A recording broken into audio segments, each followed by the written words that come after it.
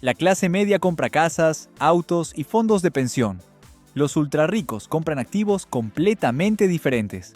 Según un análisis de Forbes, de las 400 fortunas más grandes, menos del 12% de su patrimonio está en lo que tú consideras inversiones normales. El 88% restante está en activos que probablemente nunca has considerado. En los próximos 18 minutos voy a mostrarte exactamente qué están comprando los ultrarricos. 7 activos específicos que generan rendimientos entre 15 y 40% anual. No te voy a hablar de Bitcoin, Ethereum o fondos indexados. Eso ya lo conoces. Te voy a mostrar activos que requieren pensamiento diferente, análisis profundo y una perspectiva que la educación financiera tradicional no enseña. Voy a usar datos del Banco Mundial, análisis de Credit Suisse sobre ultrarricos y casos documentados en Latinoamérica. Primero, destruyamos el mito que te han vendido toda tu vida. Compra una casa, ahorra en tu fondo de pensión, diversifica en la bolsa y serás financieramente libre. Esta narrativa fue diseñada para una economía industrial de los años 50 y beneficia principalmente a bancos, desarrolladores inmobiliarios y administradoras de fondos. Los datos históricos de los últimos 30 años muestran lo contrario. Una casa promedio en Latinoamérica se aprecia entre 3 y 5% anual. Suena bien, hasta que restas mantenimiento, impuestos y costo de oportunidad. Tu retorno real es entre 0 y 2% anual. Los fondos de pensión tradicionales han generado rendimientos de 4 a 6% anual nominal. Con inflación regional, promedio de 8 a 12%, estás perdiendo poder adquisitivo. Para entender por qué los ultrarricos compran activos diferentes, necesitas conocer 3 conceptos clave. Concepto número 1 es la velocidad del capital. No se trata de cuánto dinero tienes, sino cuántas veces ese dinero trabaja para ti por año. Un ultrarrico con $1 millón que genera 10 transacciones al año genera más riqueza que una persona con 2 millones estancados en una casa. Concepto número 2 son los activos productivos versus activos de consumo disfrazados. La clase media compra activos que consumen capital. Una casa que requiere mantenimiento, un auto que se deprecia, un fondo que cobra comisiones. Los ultrarricos compran activos que generan flujo de caja consistente y se aprecian simultáneamente. Concepto número 3 es la información asimétrica. Los activos que todo el mundo conoce tienen competencia masiva y márgenes comprimidos. Los ultrarricos invierten donde hay menos ojos mirando porque requieren conocimiento especializado que la mayoría no tiene paciencia de adquirir. Según un estudio de Credit Suisse, el 73% del patrimonio de individuos ultrarricos está en activos donde tienen ventaja informativa. Si sigues invirtiendo donde todos invierten, vas a obtener resultados promedio. Y los resultados promedio en Latinoamérica son trabajar hasta los 65, depender de una pensión que no alcanza y dejar cero patrimonio a la siguiente generación.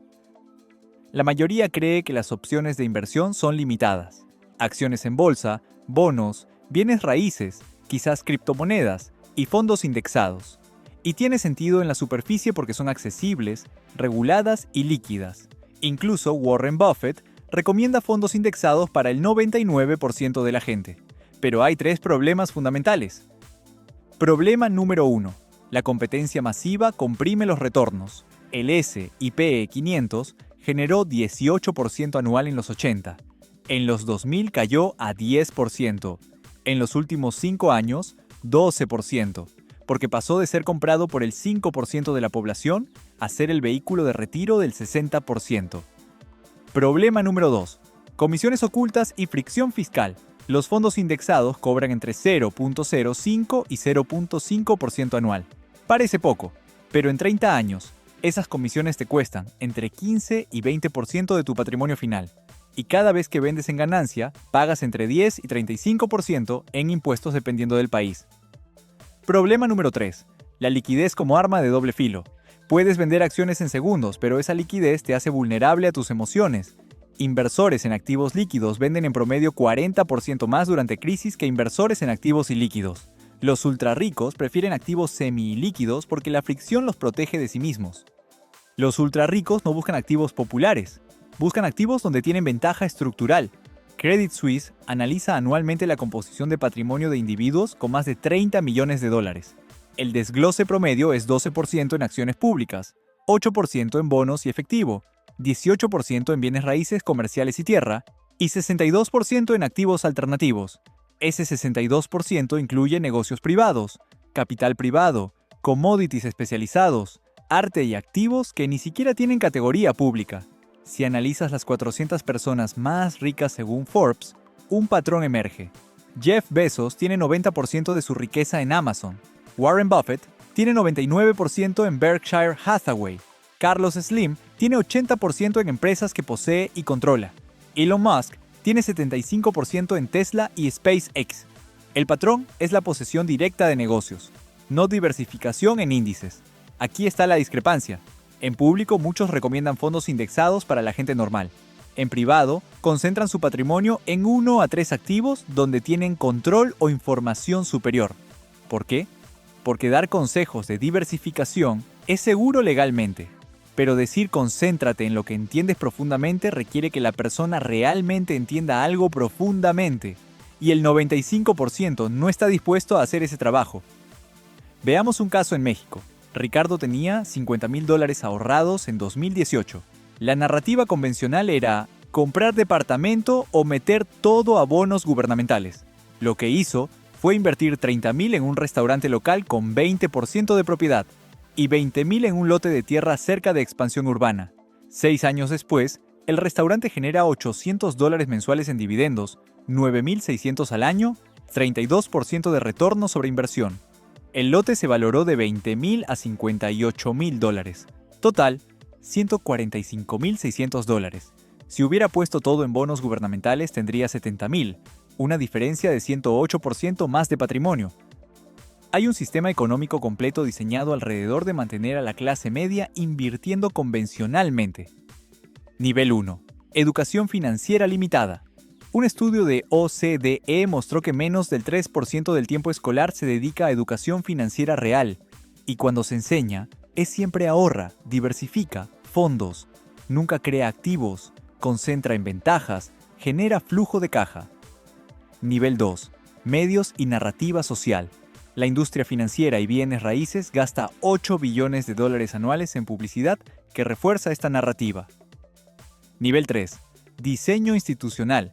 Las regulaciones favorecen inversiones tradicionales con beneficios fiscales e incentivos, pero intenta conseguir crédito para comprar equity de un negocio privado. No existe. El sistema está diseñado para canalizar tu capital hacia instrumentos que benefician al sistema bancario. ¿Es conspiración? No. Es diseño de incentivos. Entonces, ¿qué compran los ultrarricos? Aquí están los 7 activos específicos. No todos son para todos. Cada uno requiere conocimiento, capital mínimo y perfil de riesgo específico. No es abrir tu propio negocio, es invertir en negocios existentes, operados por otros, tomando una participación minoritaria entre 10 y 40%. Identificas un negocio local rentable como un restaurante o gimnasio y ofreces capital para expansión a cambio de propiedad. Por ejemplo, un restaurante gana $3,000 mensuales. Ofreces $20,000 para abrir segunda sucursal a cambio de 25% de equity. Si replica resultados, el negocio genera $6,000 mensuales. Tu parte, $1,500 por mes, $18,000 al año. 90% de retorno sobre inversión anual. Estudios de Cambridge Associates muestran retornos de 18 a 35% anual en mercados emergentes. Capital mínimo entre $5,000 y $30,000. El riesgo es alto si no auditas finanzas y tienes acuerdo legal claro. Funciona si tienes 10,000 o más disponibles por 3 a 5 años, puedes evaluar rentabilidad y estás dispuesto a ser socio pasivo. No funciona si necesitas liquidez inmediata o no toleras riesgo de pérdida. Poseer derechos legales sobre creaciones intangibles como música, libros, patentes, no es crear contenido desde cero, es comprar derechos de contenido existente con flujo probado. Compras derechos de una canción de los 80 que genera $200 mensuales en royalties de Spotify, por un costo de $8,000. Esos 200 mensuales equivalen a $2,400 al año, 30% de retorno anual perpetuamente. Plataformas como Royalty Exchange permiten comprar y vender derechos. Música de los 80 y 90 tiene flujo estable. Retornos entre 8 y 15% anual, hasta 50% si adquieres propiedad intelectual infravalorada. Capital mínimo entre $2,000 y $20,000. También dominios.com Premium. Un dominio genérico puede valer entre $5,000 y $50,000. Compras a $3,000 y vendes a $15,000 en 2 años. Antes de continuar con los siguientes 5 activos, quiero que hagas una pausa. Si hasta ahora este análisis te está mostrando una perspectiva completamente diferente sobre el dinero, suscríbete al canal. No subo contenido superficial. Cada video requiere investigación profunda y pensamiento crítico. Sigamos con el activo número 3. Prestar dinero directamente a individuos o negocios con garantías reales, cobrando intereses. No es préstamos entre pares de plataformas masivas. Es préstamos directos con garantías. Un comerciante necesita 10.000 para comprar inventario de temporada. Te ofrece 12% anual, garantizado con su inventario valuado en 15.000. Si paga, ganas 1.200 al año. Si no paga, ejecutas garantía, vendes inventario y recuperas capital. En Latinoamérica, pequeños negocios pagan entre 10 y 18% anual, versus bancos que cobran entre 25 y 40%. Retorno entre 10 y 18% anual con garantías. Capital mínimo entre 3.000 y 15.000 por préstamo. Exiges garantías de 120 a 150% del préstamo. Metales raros, tierras raras, litio, cobalto, commodities críticos para transición energética y tecnología. No necesitas comprar toneladas físicas. Existen fondos especializados. El litio en 2020 costaba $6.000 por tonelada. En 2024, $22.000. 267% de retorno en 4 años. Un fondo de litio generó 180% en ese periodo. Según la Agencia Internacional de Energía, la demanda de litio crecerá 400% para 2030. La oferta no puede crecer tan rápido, ya que las minas toman de 7 a 10 años en desarrollarse. Retorno histórico entre 12 y 30% anual con alta volatilidad. Capital mínimo de $500 en fondos. Financiar la educación o entrenamiento de una persona a cambio de un porcentaje de sus ingresos futuros por X años. Financias 3.000 para un bootcamp de programación. Acuerdan que recibes 8% de su salario por 4 años después de conseguir empleo. Si consigue trabajo de 30.000 anuales, te corresponden 2.400 por año, 9.600 al final. 220% de retorno sobre 3.000. La clave está en invertir en personas con alto potencial en campos demandados como programación, diseño de experiencia de usuario, ciencia de datos. Retorno potencial de 15 a 50% anual si la persona tiene éxito. Capital mínimo entre 2.000 y 5.000 por persona. Diversificar en 5 a 10 personas aceptando que 30 a 40% puede fallar. Llegamos al activo que considero más valioso de todos. Pero antes de revelarlo necesito que entiendas algo. Si has llegado hasta aquí, no eres el espectador promedio. El 90% ya se fue. Si este contenido te está aportando valor real, compártelo con una persona, no con cualquiera. Con alguien que esté listo para pensar diferente. Este conocimiento cambia trayectorias financieras. Ahora sí, los últimos 2 activos. Poseer infraestructura física que genera rentas. Cajeros automáticos, máquinas expendedoras en ubicaciones premium, electrolineras.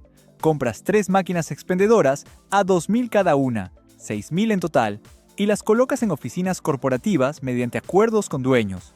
Cada máquina genera entre 200 y 400 mensuales neto después de reposición de producto. Total de 600 a 1.200 al mes, entre 7.200 y 14.400 al año. Retorno sobre inversión de 120 a 240% anual sobre 6.000.